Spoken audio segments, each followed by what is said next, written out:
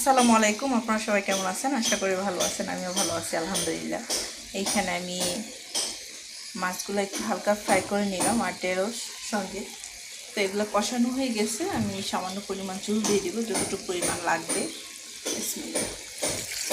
আর সঙ্গে আমি একটু মরিচটা আপনার মুখ খালি করে দিয়েছি, যেন ঝালটা একটু বের হয়। আমি এখানে লাল মরিচের অংশ খুবই কম দিছি। তার সঙ্গে ধনেপাতা দিয়ে দিয়েছি। ধনেপাতা না দিলে তো নাই হয়, আপনার সবজি খেতে ভালো লাগবে না। তো আমার ভাজিটা হয়ে গেছে, ঢেঁড়স ভাজিটা।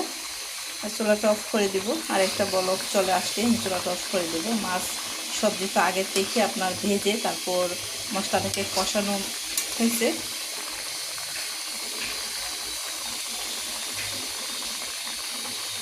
পুরোপুরি বলক চলে আসছে, আমি চুলাটা অফ করে দিব।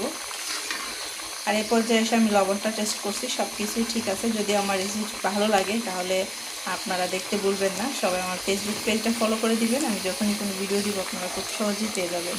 সবাই ভালো থাকবেন, সুস্থ থাকবেন। আল্লাহ হাফিজ।